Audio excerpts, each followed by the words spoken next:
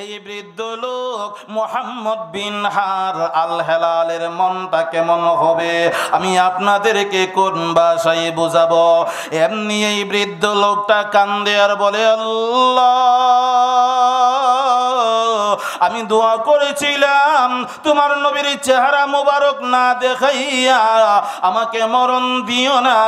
আল্লাহ, এখন এত রাস্তা কষ্ট করে অতিক্রম করেছি, এখন খবরে পেয়েছি তোমার নবী দুনিয়া থেকে বিদায় হয়ে গেছে। আল্লাহ, এরপর আমি তোমাকে বলবো, যেহেতু মদিনার কাছাকাছি হয়ে গেছি, আমাকে কমপক্ষে নবীর রওজা মুবারক না দেখাইয়া আমাকে মরণ দিও না। জোরে বলেন সুবহানাল্লাহ।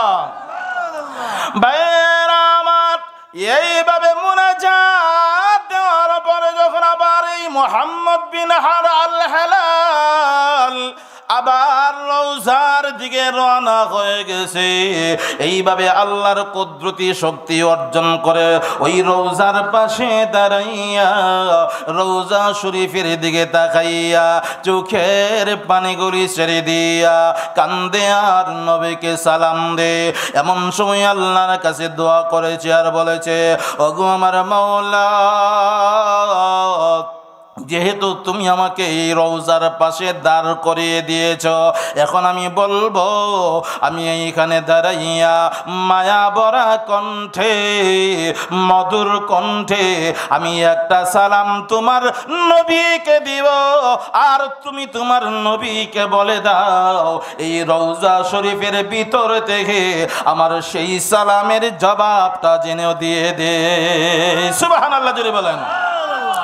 ভাইরা আমার, এইভাবে আল্লাহর কাছে মুনাজাত দেওয়ার পরে যখন রওজার কিনারে দাঁড়াইয়া মায়া ভরা কণ্ঠে সালাম দিতে শুরু করলো, আসসালাতু আসসালামু আলাইকা ইয়া রাসূলুল্লাহ, আসসালাতু আসসালামু আলাইকা ইয়া হাবিবাল্লাহ। এইভাবে সালামটা দিতে দেরি হয়েছে, আর রওজা পাকের ভিতর থেকে সেই সালামের জবাব বের হইতে একটা মুহূর্ত দেরি হয় না।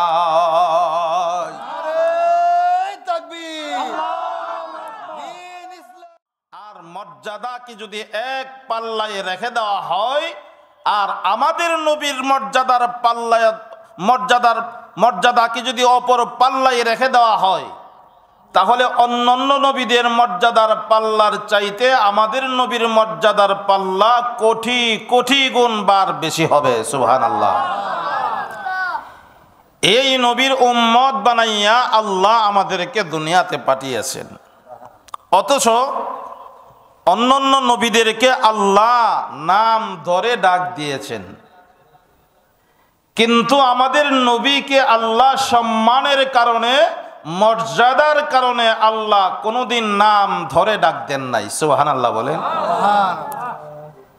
কোরআন শরীফের ভিতরে আছে অন্যান্য নবীদেরকে যে আল্লাহ নাম ধরে ডাক দিয়েছেন, আর আমাদের নবীকেও আল্লাহ কিভাবে ডাক দিয়েছেন সেটাও কোরআনের ভিতরে আছে। সুবহানাল্লাহ বলবেন না?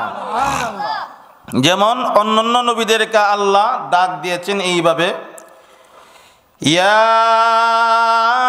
ইয়াহইয়া খুযিল কিতাবা বিকুওয়া, ইয়া মুসা, ইয়া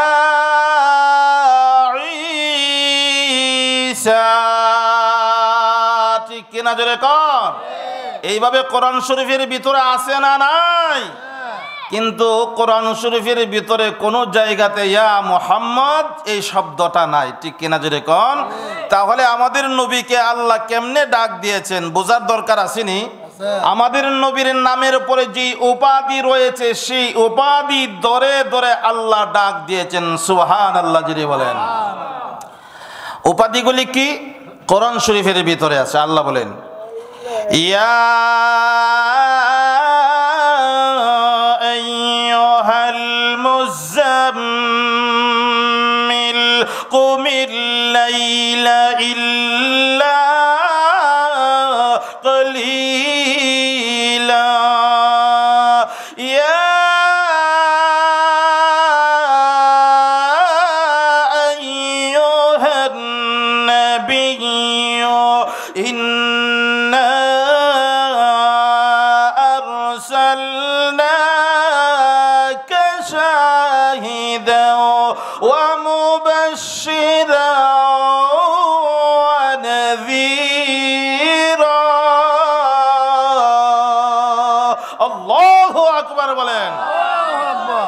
এইভাবে নামের পরে এই উপাধিগুলি রয়েছে, আর বহু উপাধি আছে। সেই উপাধি ধরে ধরে আল্লাহ আমাদের নবীর সম্মান করার জন্য, সম্মান ঠিক রাখার জন্য উপাধি ধরে ধরে ডাক দিয়েছেন। সুবহানাল্লাহ জিরে বলেন। এই নবীর উম্মত বানাইয়া আমাদেরকে আল্লাহ দুনিয়াতে পাঠাইছেন। সুবহানাল্লাহ বলেন। আমার ভাই, আমাদের নবীকে যে সম্মান দিয়েছেন, মর্যাদা দিয়েছেন, এই কথাটা বোঝার জন্য আরেকটু বলি, অসুবিধা হবে? আমাদের এই বাংলাদেশের প্রত্যেকটা মসজিদের মধ্যে মুয়াজ্জিন সাহেব আজান দেয় কিনা?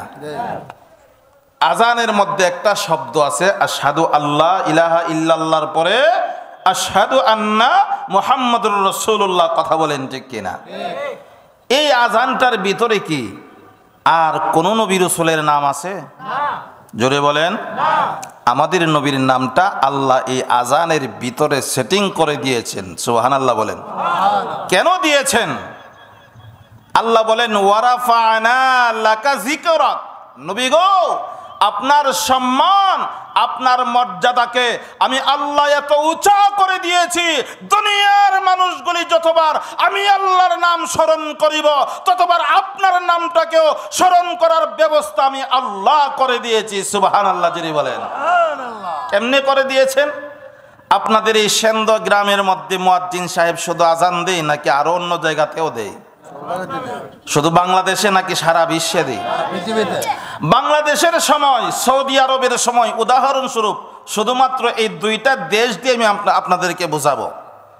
আরো অন্যান্য দেশ তো সময়ের মধ্যে ব্যবধান আছে, ঠিক না?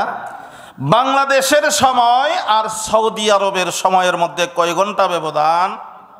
3 ঘন্টা ব্যবধান। তো এইভাবে লক্ষ্য করলে দেখা যায় প্রতিটা দেশের মধ্যে সময়ের ব্যবধান আছে, ঠিক কিনা জোরে কোন? তো এইভাবে প্রতিটা মুহূর্তে মুহূর্তে এই আজানের ধ্বনি দেওয়া হচ্ছে, আর সেই আজানের মধ্যে আমার আল্লাহর নামকে উচ্চারণ করা হচ্ছে, আর আল্লাহর নামের সঙ্গে সঙ্গে আমাদের নবীর নামটাকে উচ্চারণ করা হচ্ছে। কথা বলেন ঠিক কিনা? আমাদের নবীকে আল্লাহ কত সম্মান দিয়েছেন, কত মর্যাদা দিয়েছেন। আল্লাহ এই বয়ান করতে যদি চাই তাহলে বহু সময়ের দরকার, ঠিক না? আপনাদের কষ্ট হবে। যাই হোক, আমি এদিকে আর যাব না। আমি বলতেছিলাম শ্রেষ্ঠ নবীর শ্রেষ্ঠ উম্মত হইয়া আমরা দুনিয়াতে আগমন করেছি। নবী বলেছি কি আর উম্মতে করে কি? শ্রেষ্ঠ নবীর শ্রেষ্ঠ উম্মত হইয়া আসার পরেও নবীর তরিকা মানি না, আল্লাহর হুকুম 5 ওয়াক্ত নামাজ পড়ি না, এমন উম্মত আছে না নাই? জোরে বলেন। এমন উম্মত আছে যে এর প্রমাণ আজকে এখন এই মুহূর্তে, ঠিক না? এখানে কোরআনের বয়ান হচ্ছে, নবীর হাদিসের কথা হচ্ছে, শানে রাসূলের কথা হচ্ছে, কিন্তু এই এলাকার মানুষ যদি আসে মনে করেন এই মাঠটার মধ্যে জায়গা লইব? জোরে বলেন। যদি নবীর মহব্বত আর ভালোবাসা থাকে, অবশ্যই যারা কোরআনের মাহফিলে আসে এবং কোরআনকে মহব্বত করে, নবীকে মহব্বত করে, যে কোনো সময় যে কোনো জায়গাতে কোরআনের পরিবেশ হইলেই এইখানে বসে যাবে, ঠিক কিনা জোরে কর। আমার ভাই, নবীজিকে আল্লাহ এত সম্মান দেওয়ার পরে, মর্যাদা দেওয়ার পরে আল্লাহ বলেছেন আমার এই নবীর তোমরা অনুসরণ করো, অনুকরণ করো, নবীর মহব্বত, নবীর ভালোবাসা অন্তরে ফিট করো, ঠিক কিনা জোরে কর। যতক্ষণ পর্যন্ত নবীর মহব্বত আর ভালোবাসা তোমার অন্তরের ভিতরে না আসবে, নবীর তরিকার উপরে তুমি চলতে না পারবে, ততক্ষণ পর্যন্ত আমি আল্লাহ তোমার উপরে রাজি খুশি হব না, ততক্ষণ পর্যন্ত আমি আল্লাহ তোমাকে জান্নাত দিব না। এমনকি তোমার নিজের জানের চাইতে বেশি মহব্বত করতে হবে, তোমার নিজের ইজ্জতের চাইতে বেশি মহব্বত করতে হবে, তোমার মালের চাইতে বেশি মহব্বত করতে হবে, সন্তান সন্ততির চাইতেও বেশি মহব্বত করতে হবে। কথা বলেন ঠিক কি ঠিক না? আমার ভাই, নবীর আশেক হওয়া লাগবে। মুখের দ্বারা আশেক হইলে চলবে না, অন্তরের দ্বারা হইতে হবে। ঠিক কিনা জোরে কোন? নবীজির একজন আশেক মুহাম্মদ বিন হার আল হেলাল একেবারে বৃদ্ধ হয়ে গেছে, শরীরের চামড়াগুলি ঢিল হয়ে গেছে, মাথার চুল দাড়ির চুল সব সাদা হয়ে গেছে। এমন একটা লোক সব সময় তাওরাত কিতাবের মধ্যে তিলাওয়াত করতেন, আখিরি জমানার নবী দুনিয়াতে আসবে, আসার উপরে ওই নবীর উপরে ঈমান আনয়ন করতে হবে এবং এই নবীকে মহব্বত করতে হবে, ভালোবাসতে হবে। এই লোকটা এই তাওরাত কিতাবের মধ্যে যখন তিলাওয়াত করলেন, করার পরে এই লোকটা দিনের পর দিন শুধু অপেক্ষা শুরু করে দিয়েছেন কোন সময় নবী আসবে, আর কোন সময় নবীর উপরে ঈমান আনয়ন করবে, আর কোন সময় নবীকে মহব্বত আর ভালোবাসবে। অপেক্ষা করতে করতে নবী কিন্তু দুনিয়াতে চলে এসেছে, লোকটার কোনো খবর নাই। কারণ বর্তমান সময়ের মতো মোবাইল ফোনের যুগ ছিল না। হ্যাঁ, ওই সময়ের মধ্যে এক জায়গা থেকে আরেক জায়গাতে যাওয়ার জন্য যদি মানুষ বাড়ি থেকে বের হতেন, গাড়ির কোনো ব্যবস্থা ছিল না, পায়ে হেঁটে রওনা করত। ও মুসলমান, এই লোকটা মদিনা থেকে প্রায় 300 মাইল দূরে এই লোকটা যখন অপেক্ষায় বয়ে রয়েছে, তখন এই লোকটা যেদিন থেকে অপেক্ষা শুরু করে দিয়েছেন সেই দিনই নবীজি দুনিয়াতে এসেছে। এইভাবে নবীজির জমানাও শেষ, নবীজির বয়স মোটামুটি শেষ পর্যায়ে এমন সময় খবর পেয়েছে আখিরি জমানার নবী দুনিয়াতে আগমন করেছে, ইসলামের দাওয়াত প্রদান করছে। এই কথাটা শোনা মাত্রই এই বৃদ্ধ লোকটা কালিমা পড়ে মুসলমান হয়ে গেছে। জোরে বলেন না সুবহানাল্লাহ। তখন এই বৃদ্ধ লোকটা বলতেছে, আল্লাহ, আমি তো বৃদ্ধ হয়ে গেছি, দুর্বল হয়ে গেছি, শরীরের চামড়াগুলি ঢিল হয়ে গেছে, মাথার চুল সাদা হয়ে গেছে, আমার তো এমন ক্ষমতা নাই যে 300 মাইল দূরের রাস্তা পায়ে হেঁটে রওনা করে তোমার নবীকে দেখব। আল্লাহ, এরপর আমি চেষ্টা করব, আমি তোমার কাছে দোয়া করি, তোমার নবীর চেহারা মোবারক আমাকে না দেখায়া মরণ দিও না। সুবহানাল্লাহ।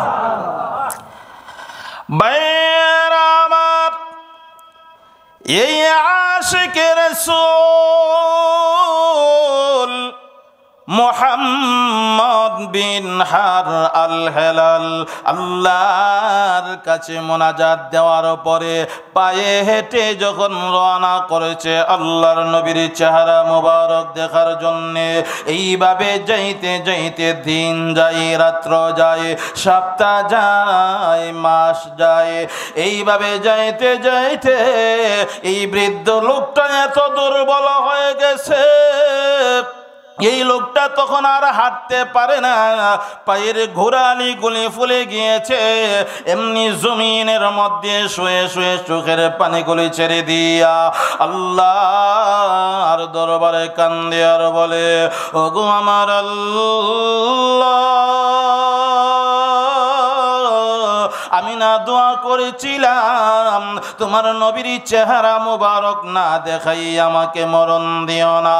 আল্লাহ, আমি এত কষ্ট করে এতদিন পর্যন্ত রাস্তা অতিক্রম করেছি, এখন আমি দুর্বল হয়ে গেছি, আমার পায়ের গোড়ালি ফুলে গিয়েছে, এখন আমি আর হাঁটতে পারি না, এখন আমি কেমনে যাব তোমার নবীর চেহারা মোবারক দেখার জন্যে। এইভাবে কাঁদতেছে আর আল্লাহর দরবারে দোয়া করতেছে। ও মুসলমান, এর উপরে লোকটা নবীর আশা কেমন ছিল, লোকটা যখন পায়ে হাঁটতে পারে না, এখন লোকটার হাতের কোণে গলি মাটির ওপর ভর দিয়া বুকটাকে মাটির সঙ্গে মরাইয়া মরাইয়া ওই মদিনার দিকে রওনা হয়ে গেছে। এইভাবে যাইতে যাইতে আল্লাহর কুদরত বোঝা যায় না রে মুসলমান, আল্লাহর কুদরতি শক্তির মাধ্যমে মদিনার কাছাকাছি হয়ে গেছে। এমন সময় লোকটার কানে খবর এসেছে আখিরি জমানার নবী বিশ্ব নবী মুহাম্মদুর রাসূলুল্লাহ সাল্লাল্লাহু আলাইহি সাল্লাম দুনিয়ার জমিন থেকে বিদায় হয়ে গেছে। যেই খালি খবরটা পেয়েছে এই বৃদ্ধ লোক মুহাম্মদ বিন হার আল হেলালের মনটা কেমন হবে আমি আপনাদেরকে কোন ভাষায় বোঝাবো। এমনি এই বৃদ্ধ লোকটা কান্দে আর বলে, আল্লাহ, আমি দোয়া করেছিলাম তোমার নবীর চেহারা মোবারক না দেখাইয়া আমাকে মরণ দিও না। আল্লাহ এখন এত রাস্তা কষ্ট করে অতিক্রম করেছি, এখন খবরে পেয়েছি তোমার নবী দুনিয়া থেকে বিদায় হয়ে গেছে। আল্লাহ, এরপর আমি তোমাকে বলবো, যেহেতু মদিনার কাছাকাছি হয়ে গেছি, আমাকে কমপক্ষে নবীর রওজা মুবারক না দেখাইয়া আমাকে মরণ দিও না। জোরে বলেন সুবহানাল্লাহ। ভাইরা আমার, এইভাবে মুনাজাত দেওয়ার পরে যখন আবার এই মুহাম্মদ বিন হার আল হেলাল আবার রওজার দিকে রওনা হয়ে গেছে, এইভাবে আল্লাহর কুদরতি শক্তি অর্জন করে ওই রওজার পাশে দাঁড়াইয়া রওজা শরীফের দিকে তাকাইয়া চোখের পানিগুলি ছেড়ে দিয়া কান্দে আর নবীকে সালাম দে। এমন সময় আল্লাহর কাছে দোয়া করেছে আর বলেছে, ওগো আমার মাওলা, যেহেতু তুমি আমাকে এই রওজার পাশে দাঁড় করিয়ে দিয়েছ, এখন আমি বলবো, আমি এইখানে দাঁড়াইয়া মায়া ভরা কণ্ঠে, মধুর কণ্ঠে আমি একটা সালাম তোমার নবীকে দিব, আর তুমি তোমার নবীকে বলে দাও এই রওজা শরীফের ভিতর থেকে আমার সেই সালামের জবাবটা যেন দিয়ে দে। সুবহানাল্লাহ জোরে বলেন। ভাইরা আমার, এইভাবে আল্লাহর কাছে মুনাজাত দেওয়ার পরে যখন রওজার কিনারে দাঁড়াইয়া মায়া ভরা কণ্ঠে সালাম দিতে শুরু করলো, আসসালাতু আসসালামু আলাইকা ইয়া রাসূলুল্লাহ, আসসালাতু আসসালামু আলাইকা ইয়া হাবিবাল্লাহ। এইভাবে সালামটা দিতে দেরি হয়েছে, আর রওজা পাকের ভিতর থেকে সেই সালামের জবাব বের হইতে একটা মুহূর্ত দেরি হয় না।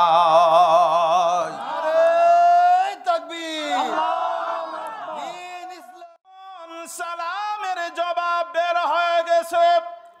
সালামের জবাব বের হওয়ার পরে এবার মুহাম্মদ বিন হার আল হেলাল আর সহ্য করতে পারলেন না, রওজার পাশে দাঁড়াইয়া বিনাইয়া বিনাইয়া আল্লাহর দরবারে কান্দে আর কয়, ওগো আমার আল্লাহ, তোমার নবীর কণ্ঠে যদি এত মায়া হয়, তোমার নবীর কণ্ঠে যদি এত মদ হয়, আল্লাহ না জানি দেখতে তোমার নবী কত সুন্দর ছিল। আল্লাহু আকবার বলেন। আয় আল্লাহ, তুমি একটু এই মুহূর্তে হুকুম দিয়ে দাও, রওজা শরীফের মাটি দুইটা ভাগ করাইয়া তোমার নবীর চেহারা মোবারক দেখার জন্য একটু ব্যবস্থা করে দাও। জোরে বলেন আল্লাহু আকবার। রুখসর সে বরখা কা জরা পর্দা উঠা দো, রুখসর সে বরখা কা জরা পর্দা উঠা দো, লিল্লাহি মুঝে হুসন খুদা দাদ দেখা দো, লিল্লাহি মুঝে হুসন খুদা দাদ দেখা দো, ইয়া রব মেরে आँखों ने समा जाए मदीना, या रब मेरे आँखों ने समा जाए मदीना, मुद्दत से मेरे दिल में तमन्नाए मदीना, मुद्दत से मेरे दिल में तमन्नाए मदीना, लिल्लाहि मुझे हुस्न खुदा दादे देखा दो। जोरे बोलेन আল্লাহু আকবার। এইভাবে আল্লাহর কাছে মুনাজাত দিতে দিতে হয়েছে, সাথে সাথে রওজা শরীফের দুইটা মাটিগুলি দুইটা ভাগ হইয়া আল্লাহর নবীর চেহারা মুবারক দেখাইতে একটা মুহূর্ত দিয়ে হয় নাই। জোরে বলেন সুবহানাল্লাহ। এরাই ছিল আশিকে রাসূল, ঠিক কিনা জোরে কন? নবীর জন্য পাগল ছিল, যতটুকু পাগল ছিল নিজের অন্তর থেকে, মন থেকে, জবান থেকে নয়। ঠিক কিনা জোরে কন? আমরাও যদি এইভাবে নবীর মোহাব্বত আর ভালোবাসা অন্তরের মধ্যে ফিট করতে পারি, আমাদের সাথেও আমাদের নবী দেখা দিবেন। কথা বলেন ঠিক কি ঠিক না? আমার ভাই, এইভাবে নবীর যুগে সাহাবায়ে কেরাম নবীর জন্য এত পাগল ছিল, এত আশেক ছিল, নিজের জীবনটা পর্যন্ত দিয়ে দিছেন। এমনকি সন্তান, বিবি, স্ত্রী যা আছে সব কিছু বিসর্জন দিয়েছেন, একমাত্র নবীর ডাকে সাড়া দিয়েছেন। আল্লাহু আকবার জোরে বলেন। নবীর একজন সাহাবী হযরত আবু সালমা রাদিয়াল্লাহু তাআলা আনহু আর ওনার স্ত্রী উম্মে সালমা রাদিয়াল্লাহু তাআলা আনহা, দুইজন নবীর জন্য এত পাগল আর এত মহব্বত ছিল। আল্লাহু আকবার বলেন। দুইজন এত মহব্বত আর ভালোবাসা ছিল, গোটা মক্কা নগরীতে প্রত্যেকটা মানুষের কাছে প্রচার প্রসার হয়ে গেছে যে আবু সালমা আর উম্মে সালমা দুইজনের মধ্যে যে কত ভালোবাসা প্রত্যেক মানুষই জানতো, প্রচার হয়ে গেছে।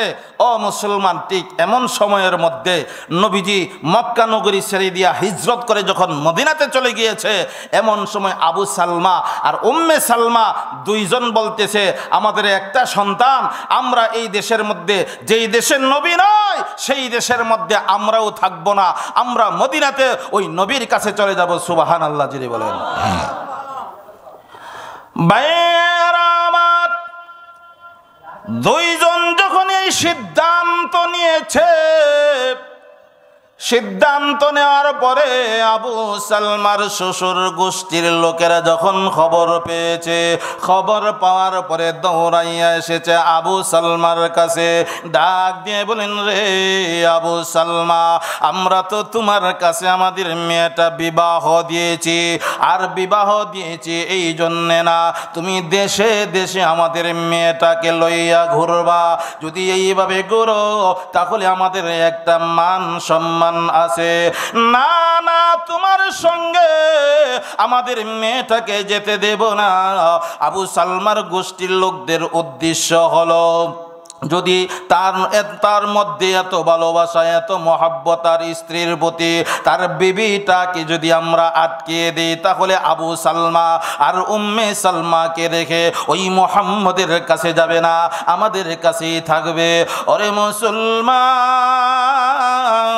এই উদ্দেশ্য নিয়ে যখন ওই আবু সালমার কাছ থেকে তার স্ত্রী উম্মে সালমাকে আলাদা করে দিলেন, এমন সময় আবু সালমার নিজের গোষ্ঠীর লোকেরাও দৌড়াইয়া এসেছে। আসার পরে বলতেছে, রে আবু সালমা, শুনো, তুমি ওই মুহাম্মদের কাছে মদিনাতে চলে যাইবা, চলে যাও, কোনো অসুবিধা নাই, কিন্তু তোমার যে সন্তানটা, এই সন্তানের উপরে তো আমাদেরও দাবি আছে, এই সন্তানকে লইয়া ওই মদিনাতে তোমাকে যেতে দেওয়া হবে না, সন্তানকে এখানে রেখে তুমি চলে যাও। ওরে মুসলমান, এমন সময় নবীর সাহাবী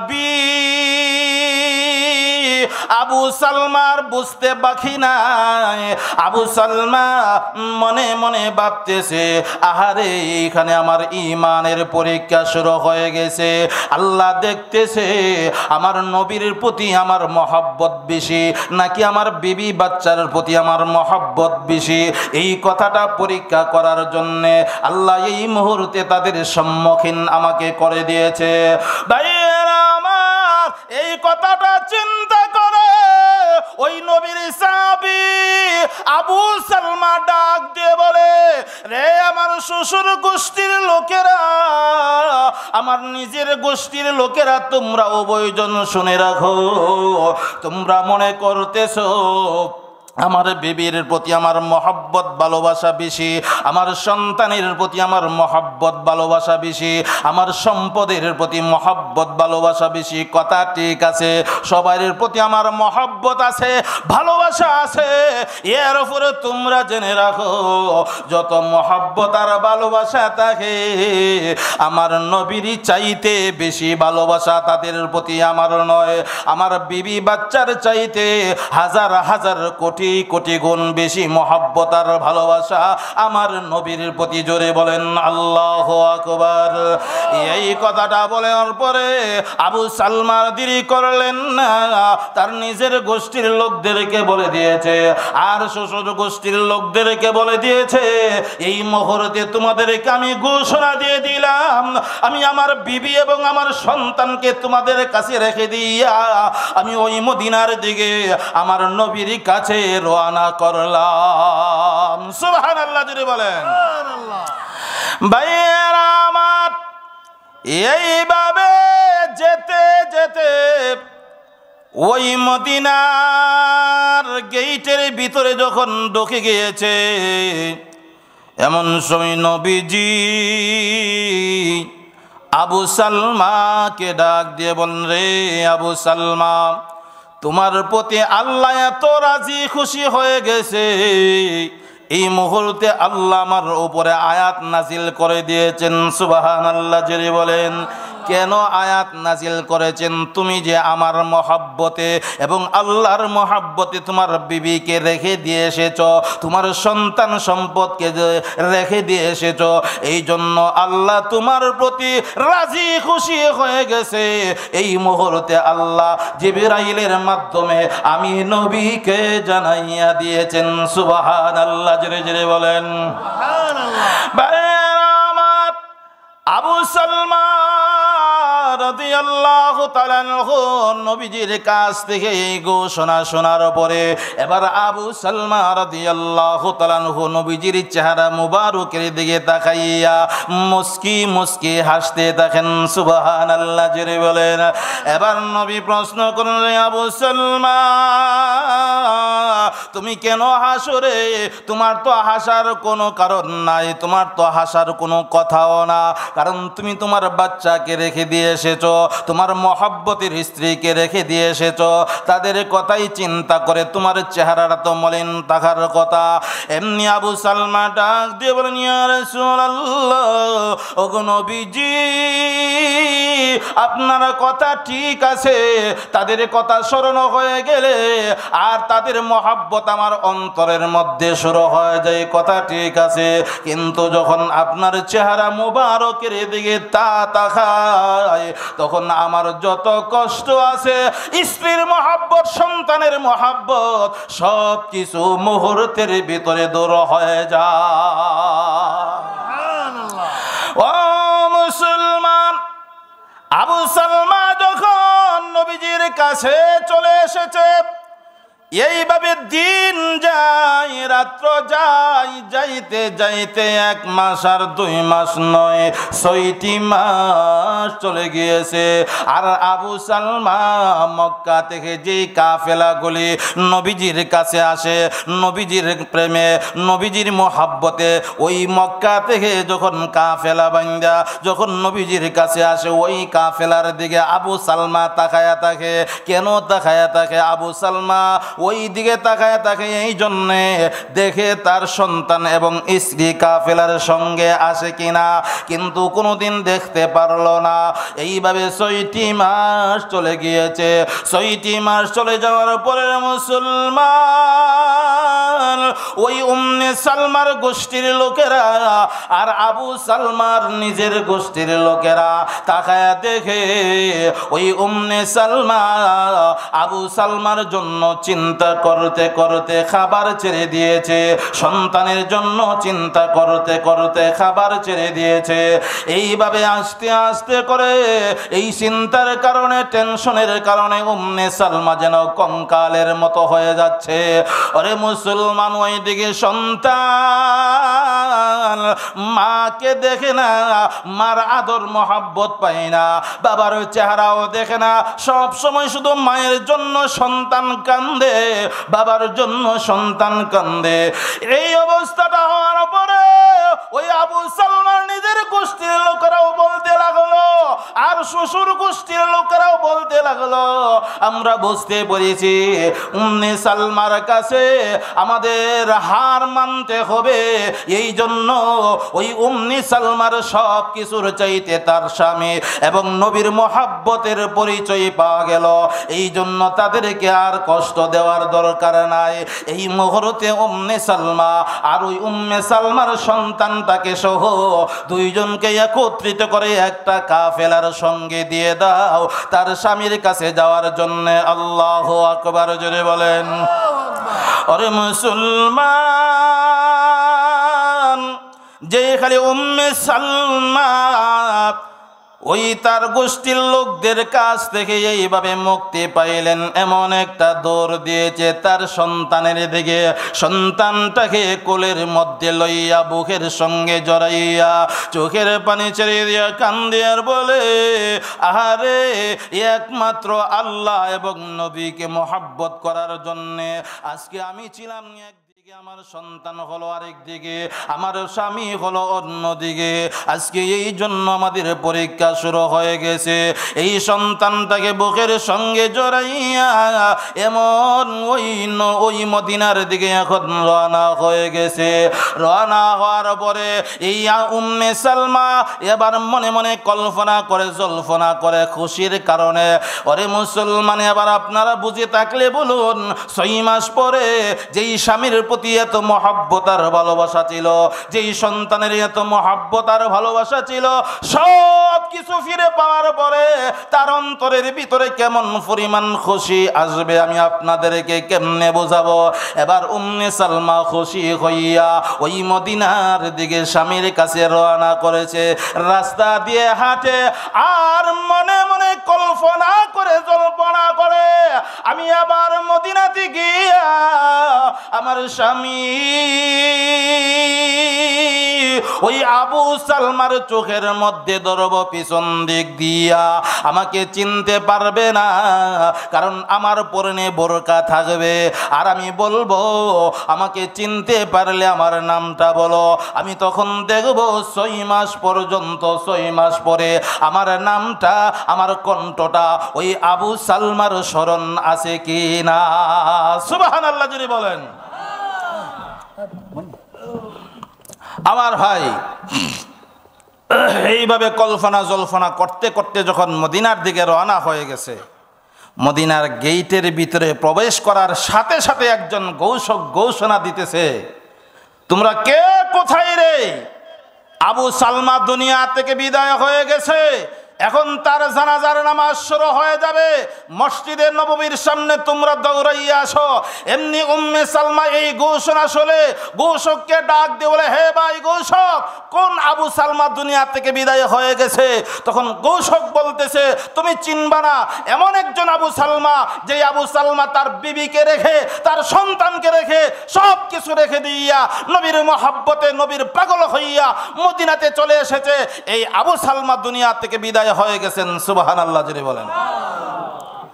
একটু মহাব্বতে জিকির করেন, লা ইলাহা ইল্লাল্লাহ, লা ইলাহা ইল্লাল্লাহ, লা ইলাহা ইল্লাল্লাহ, লা ইলাহা ইল্লাল্লাহ, লা ইলাহা ইল্লাল্লাহ, লা